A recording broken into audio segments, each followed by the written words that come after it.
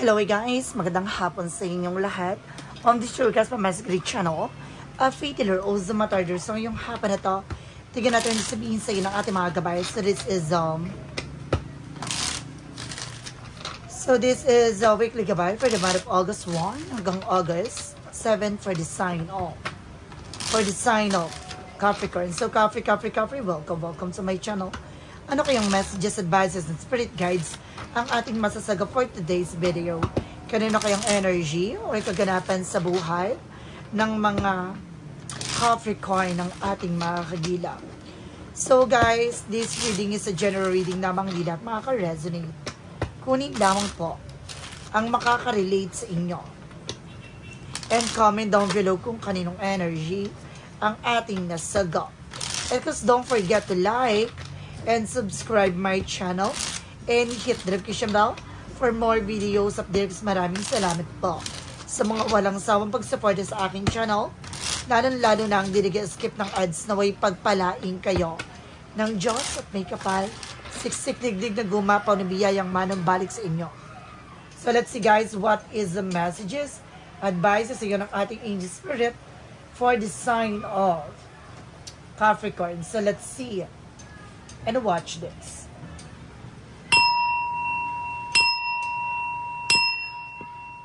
Angel Spirit Guides, please give me an information po. Ano kayang gusto sabihin sa inyo ng ating mga baraha? Okay, so there's a Page of Pentacles, invest wisely. So pagdating sa mga bagay-bagay, no? So kailangan mo mag-invest, no? Kailangan alam mo yung gagawin mo, no? Kailangan maging wise ka, maging matalino ka, how to spend your time, your effort, your emotions, no? And most of all, there's something about sa finances, so kailangan maging wise ka, no? Maging matalino ka, how to control and manage, no? Yung pinaghirapan mo, your resource of income. Dapat alam mo kung paano ito papalaguin. And there's the Two of Cups with a partnership, na maging aware din tayo sa mga taong pagkakatiwalaan natin, na sa mga taong makikisalamu mo at makakasama natin, na huwag tayo masyadong magtitiwala ng lubos, no? Kailangan na kikilalanin, bubusisiin, no? Hindi pwedeng sobrang tiwala agad-agad, no? There's something 10 of Wands, na may mga burden or responsibilities ka dito na maaaring pinagdadaanan ngayon o pagdadaanan ngayong linggong to. Itong linggong to na magbibigay ng liwanag or pagbubukas ng kaliwanagan sa iyo para malaman mo ang kahalagahan ng bawat bagay-bagay, no? Kailangan alam mo sa sarili mo kung ano yung priorities mo. Alam mo dapat sa sarili mo yung growths mo. There's a Four of Cups, no? There's something we evaluate or analyze, na may mga bagay dito guys na kailangan mo munang pag-isipan, klaruhin, liwanagan. Hindi ka pwedeng bira-birada, ora-orada. So kailangan mo munang pag-iisipan na mabuti para nang sa ganun, no, hindi ka magsisi sa huli, no, hindi ka kumbaga manginayang sa mga nasayang or nasira. So ngayon mas lalo ka nang magiging wais, no, at magiging matalino sa pagpili ng mga bagay-bagay.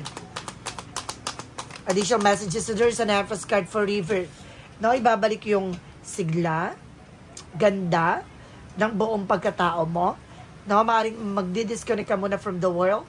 Hindi ka na basta-basta makikinig sa mga sasabihin ng iba, sulsul lang ni naman. So makikinig ka na sa grounds mo, diba? You have authority on your own, na alam mo na kung anong kailangan mong gawin at dapat may sa katuparan. And there's a star card for your healing and recovery. Some of you guys, no, talagang unti-unti nang hihilom at gagaling ang iyong mga karamdaman at ang iyong mga pinagdaanan, no? Unti-unti nang gagaang ang iyong pakiramdam. And there's a Four of Wands by celebration. So some of you guys, no, unti-unti nang makakaranas sa mga selebrasyon, no, giginhawa na ang iyong pakiramdam. May nasisense ako dito na maaaring nagsisimbol ng swerte, no? There is something guys na meron ako nakita dito na maaaring bulaklak na magsisilbing pampaswerte sa tahanan, no? And of course, there's something that's Ten of Cups, something happiness. So magiging maligaya at magiging masaya na kayong ng kayong dalawa na person mo. Na talagang pakakalagaan nyo ng isa't isa. Na titingnan nyo na yung kakalagahan ng mga ginagawa nyo. There's the moon card with the truth reveal. Ilalantad din lahat ng katotohanan dito na lahat ng bagay na dapat mong gawin. No? Ano yung mga bagay na nagpapabigat, no? Sa sarili mo, sa buhay mo, sa situations mo. No, i-reveal sa ito. And because there's something that 12 swords, the way there's something decisions. No? Nahihirapan ka mag-decide. Kaya nga kailangan pag-isipang mabuti. Hindi pwedeng ura-urada ka. Hindi pwedeng pala desisyon ka. Kailangan pag-iisipan mo yung bawat actions mo. And of course, there's a 7 of Pentacle with a harvest moment. Aani ka na rin ng mga biyaya, ng mga pinaghirapan mo. Makakamtan mo na ang unti-unting pagluwag, no, ng iyong sitwasyon. And there's a star card represented with a 7 of cups. Now, this is something confusion. Some of you maaaring naguguluhan ka pa sa ngayon, pero unti-unti ka na makaka-recover. No? At maliliwanagan sa lahat ng nangyayari sa'yo. May nasisense ako dito, guys, na maaaring kinukulang ka na sa water. So, kailangan mo minom na maraming water dito. And because there's an Emperor, maturity, so kailangan alam mo sa sarili mong grounds mo. Hindi ka na basta-basta magpapaniwala sa mga nasa paligid mo, even sa mga tatalinagan salita. Magiging wise ka na. No, sa lahat ng gagawin mo. Sa lahat ng mga didesisyonan mo. And there's an Ace of Pentacles. Wow. There's something, a big shot. Of big money coming in. Talagang may malaking pera paparating. May malaking perang darating. Na may malaking opportunities na darating at pasabog sa buhay mo. And of course, guys, there's something, guys, with the King of Swords. Stop the pattern. Putulin mo yung mga bagay na alam mong hindi nagsiserve sa'yo. Putulin mo yung mga bagay na makakasira ng eksena mo. No? So, let's see. Additional messages. So, there's a repeat of once by confident, you are also dependent. No? Or, kumbaga, kaya mong tumayo sa sarili mong paa. Pero, ang sinasabi dito, hindi ka pwede magpala-desisyon. Kailangan mo muna pag-iisipan para hindi ka na ulit magsisi sa huli. No? I-boost mo yung confident mo. Pero, ang sinasabi dito, kailangan mayroon kang tamang pag-iisip, tamang kaisipan, ganun. Or tamang plano para may sakatuparan mo na maayos. Sa madaling salita, hindi ka pwedeng pala desisyon. No, huwag ka magmadali. There's a hyphen for a lesson learned. Na matuto ka na sa mga pinagdaanan mo, sa mga naranasan mo. Kailangan na marunong ka mag-disconnect from the world, na huwag ka na makikinig sa mga sinasabi ng ibang tao. No, at tuunan mo ng pansin.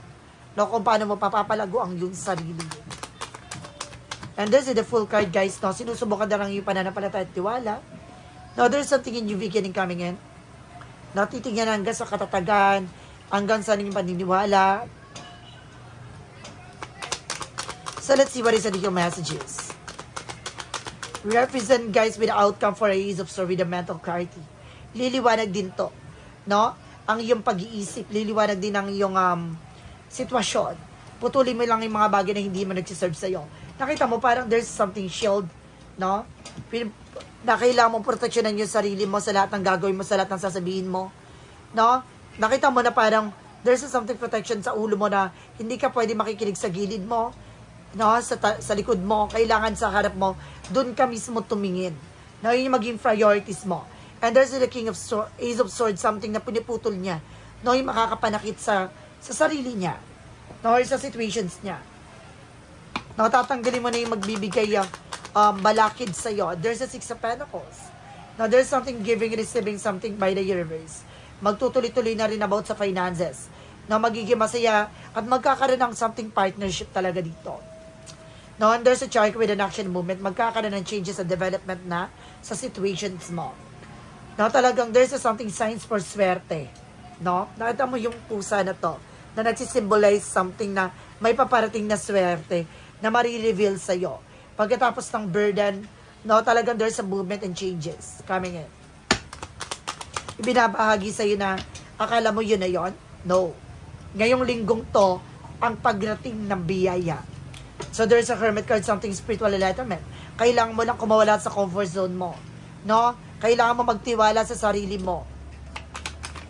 Na huwag kang bumabase sa mga sasabihin ng iba. And there's a Nine of Cups, there's something a wish fulfillment. So may mga bagay na matutupad na dito sa buhay mo, sa sarili mo. At yung mga kahiligan mo ay unti-unti na siya mag-fulfill. Na matutupad, makakantan, maaabot kamay. And there's a Eight of Cups, no, you need to let go. Kailangan mo lang pakawalan, bitawan, no, ang yung mga doubt and fear sa sarili mo. Kailangan mo magtiwala sa sarili mo. At sinasabi dito with the Seven of Cups, maraming opportunities na dadapo. At makaka-recover ka na rin sa mga situations na pinagdaanan mo. Kumapit ka dahil babaguhin na nito ang ikot ng kapalaran mo. No, akala mo yun na yun.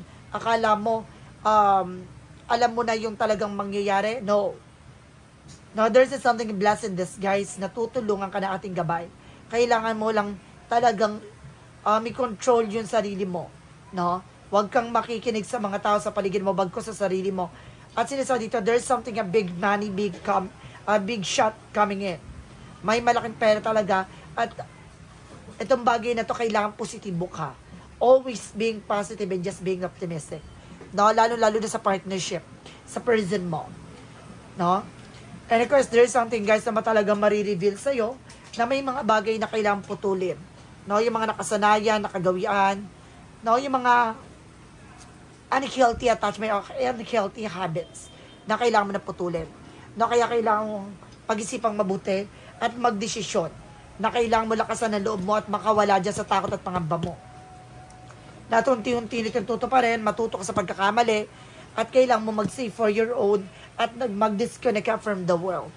No, huwag ka basta-basta makikinig sa mga sulsol, buyo ng ninuman, no, na hakarangin, nakadlangan at babawasan ng iyong confianza, no? Kailangan ko itong bagay, itong taon na to, it's very toxic at hinahata ka pababa, dead man. No, kailangan marunong ka dumistansya at magtiwala sa sarili mo dahil may bagong buhay at maribagong eksena na nakalaan para sa iyo. So let's see.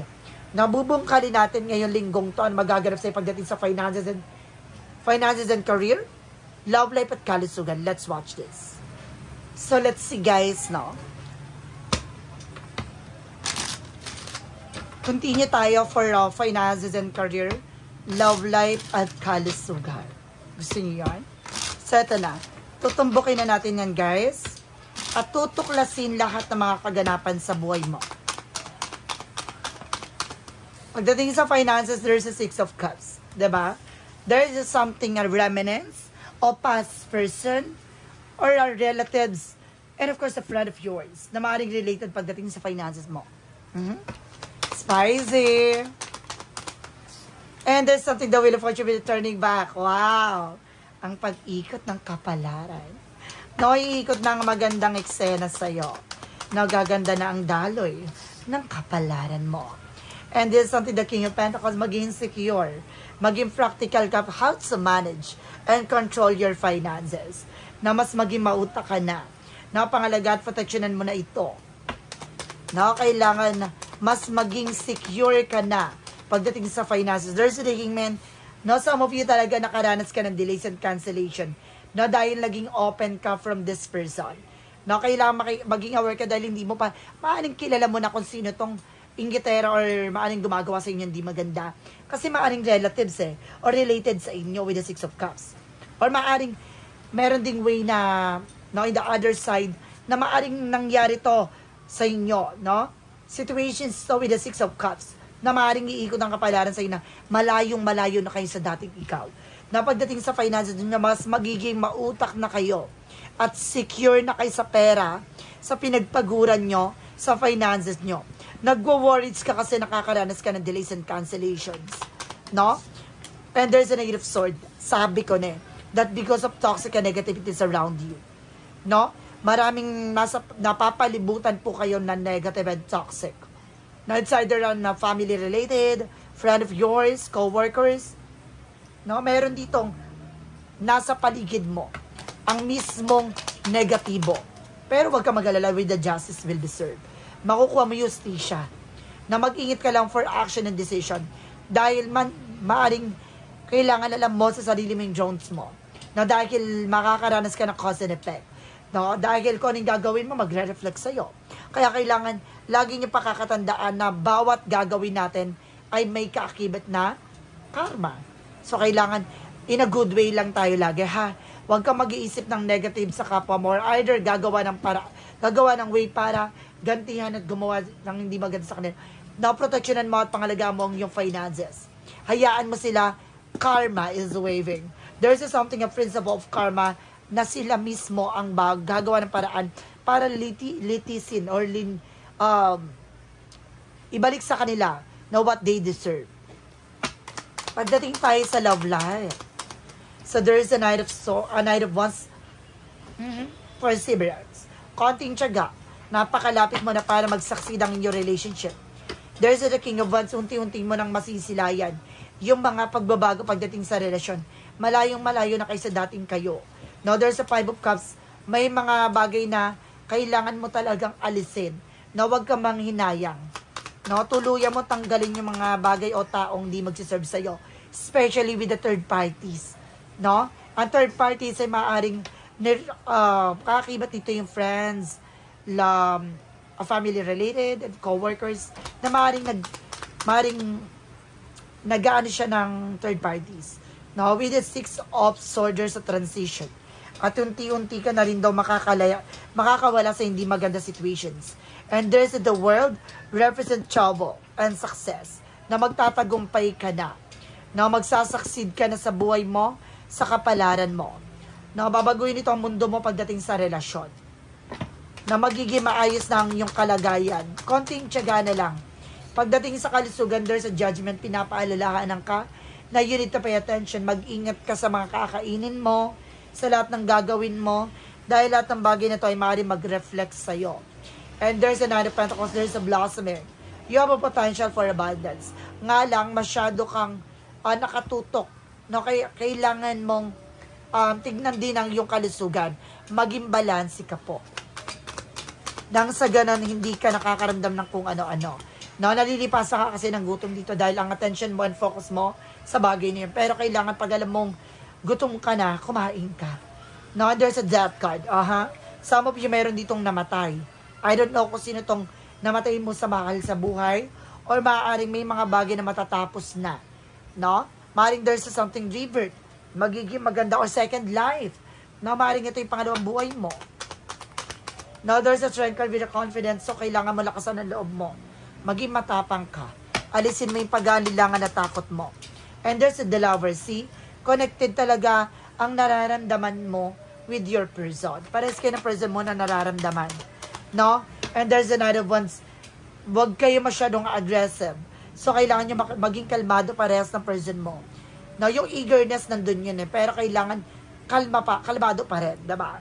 Gusto mo kunin yun, matupad yun. Kailangan balance. No? Nang sa ganun, hindi ka mahirapan at wala magkaroon ng complications sa situations nyo. No? Pagdating sa finances, guys, ulitin ko, sinasabi ko sa iyo dito, naiikot ng kapalaran sa inyo. Matuto kayo sa naging leksyon ng nakaraan. No? Dahil matuto na kayo dahil may mga toxic and negative sa inyo, huwag ka na magtitiwala, mag-share ng thoughts and information from this person. No? Kung nakakaramdam ka na itong tao na ito is something in evil eye, tantanan mo. No? Tigilan mo, huwag ka magtitiwala sa kanya. No? Then of course, guys, nandito naman tayo sa love life. Protectionan mo at pangalaga mo yung relasyon. Kung may mga bagay na kailangan mo nang i-let go, na nakakasira sa inyong relasyon, tigilan mo kasi babaguhin nito yung mundo mo. Ibig sabihin, there's some circle of friends or circle of support na maaaring hindi lahat sila ay loyal and faithful sa inyo. Now, some of you kumukuha lang ng informations. Magtiyagala kayo sa mga pinagdadaanan nyo dalawa na person mo. And of course, pagdating sa kalusugan, paras kayo nararamdaman ng person mo, nagwo-worries kayo dito, pinapaalalahanan ka na mag-unit, pay attention. Maaaring parehas kayong nakatutok sa trabaho, negosyo nyo, na maaaring nagkukos na ng mga nararamdaman sa katawan dahil nalilipasan kayo ng gutom. Na madalas na masakit ang ulo nyo. No? Kasi, ano po yan, madam, nalilipasan po kayo ng gutom. Gawin nyo po, no, sa umaga, no, langapin nyo po yung bagong saing. No, pagkatapos, kuha kayo ng konti, ilagay nyo po sa tela, at ilagay nyo po, itapal nyo sa noo nyo, yung tama lang na kaya nyo yung init. No, kapag, ano na po, Pag wala na yung talagang init, tanggalin nyo na po. No? Yun na po yun. No? Nang sa susunod, umiwas na po kayo na magpalipas ng gutom po. Ha? Then of course, guys, if you want to mabail po ng evil eye, kasi dito may nakita ko evil eye, na maaaring meron tayong mga evil eye na na nagpo-protect, no, ng mga taong inggit, ay na ganyan. Na nasa description box natin yan.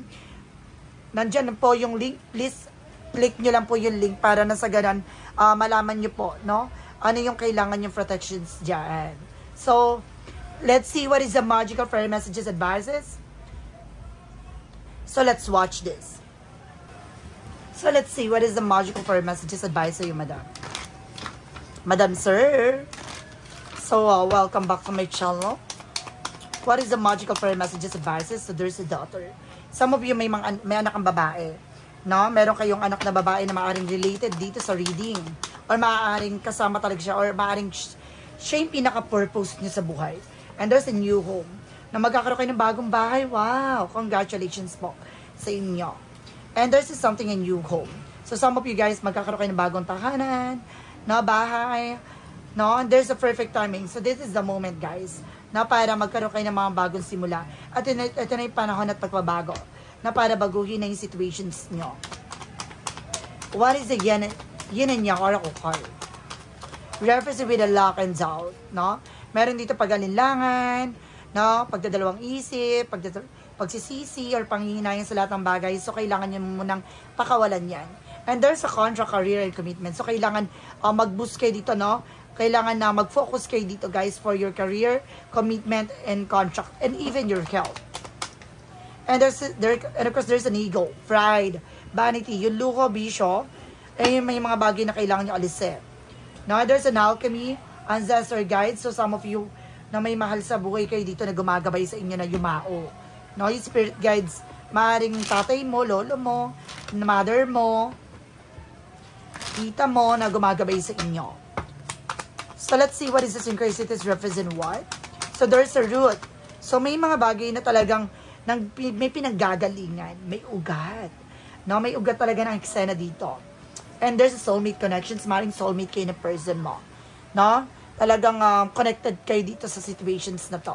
And there's a changes. Na unti-unti na magbabago, magkakaroon ng transformation and evolutions, development sa situations mo. Marami makayo pinagdaanan this past few months, this past few weeks. Pero ngayon itong linggo na to, marami pagbabago magaganap.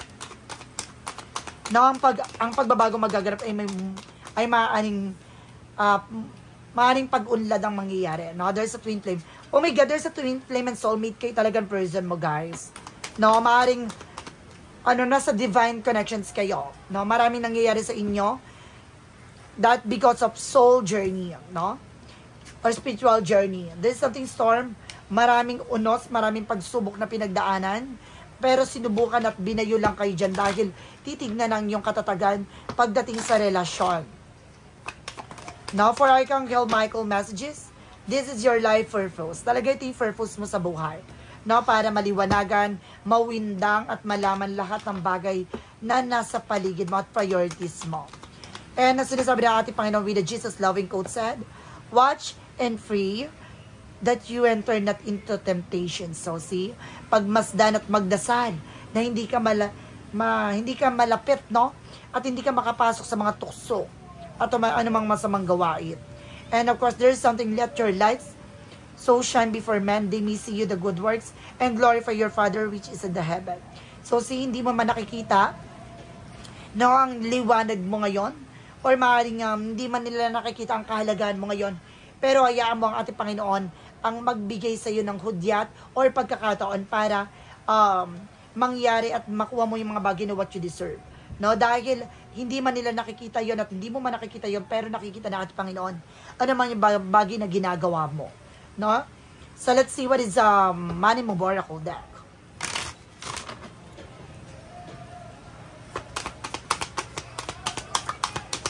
Represent with the four sides. No, pasilip. Pay attention to the things that are that important to ensure wealth, 'di ba? Napaka lapit mo na para makita, no?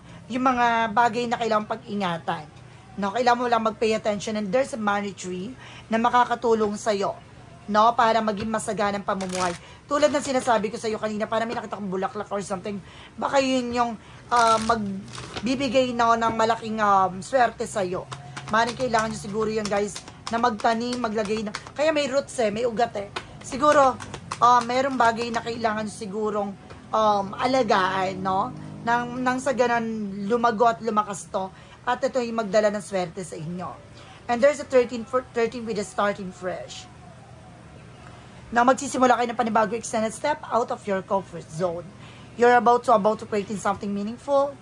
All your skills and talent will bring you spontaneous profits. Build up your confidence and trust in your decisions. So, kailangan mo magtiwala sa sarili mo.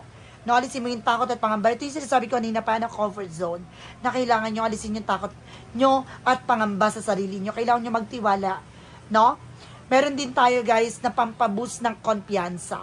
No? Nasa comment sections natin with description box yung link. Nasa ganun, no? Makapag-avail kayo ng ating dito yung pag-boost po ng confidence po. No? Yung tiger eye na kung tawagin po. Kanina may evil eye, ngayon tiger eye. So, there's something as shadow work represent what?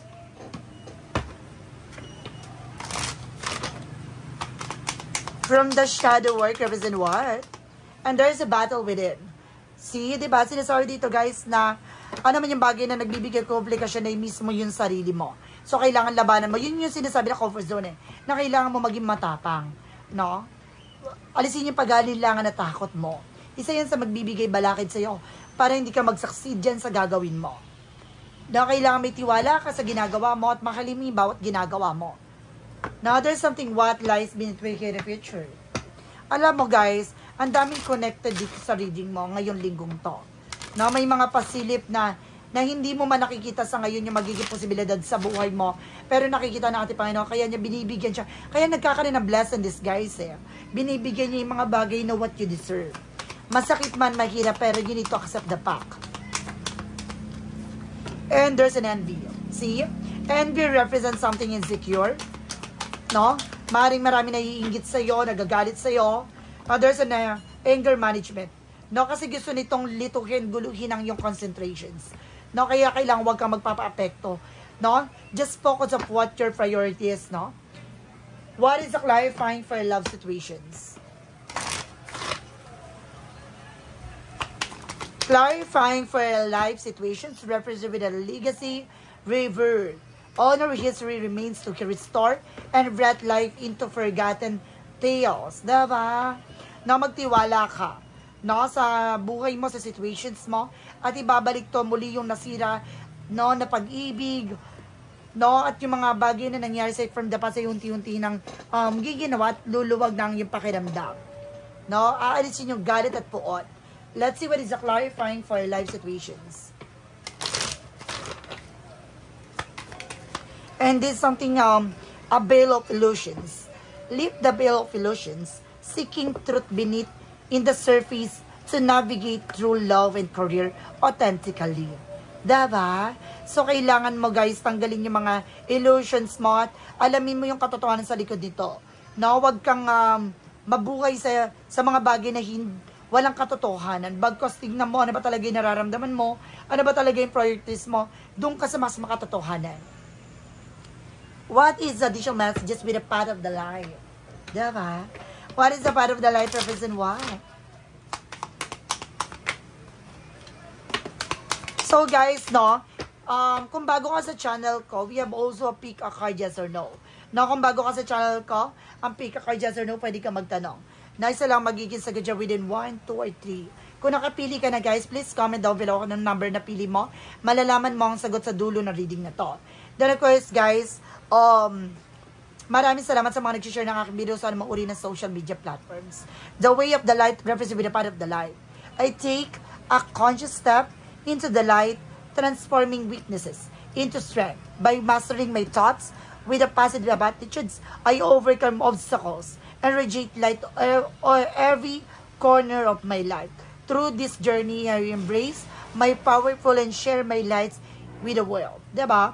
Isa sa bagay dito na nagbibigay balakid sa'yo. Kaya ka nangangamba dahil maraming tumatakbo sa isip mo na negativities. No, kailangan mo i-cleanse yun. No? Yun yung bagay na nangangamba ka, baka may masabi sila, nangangamba ka, baka hindi ka mag-succeed. Kung yun ang iisipin mo, no, hindi ka talaga magtatagumpay. So, you need to boost your confidence. At kailangan mo ma-master yung mga iniisip mo. No, kailangan alisin mo yung mga negativities na yan at matuto tayong palakasin ng ating spirituality. Nang sa ganun, no, mag-fulfill lahat ng gusto natin mangyari sa buhay natin. Ito yung daan para sa liwanag. No, ibibigyan ka ng bagay na para makita mo ang kahalagahan ng bawat bagay-bagay. So, let's see. What is the additional messages with a pick a card, yes or no? Alamin na natin magiging sagot sa tanong mo. Let's watch this. Okay, guys. So, let's proceed tayo with a pick a card, yes or no?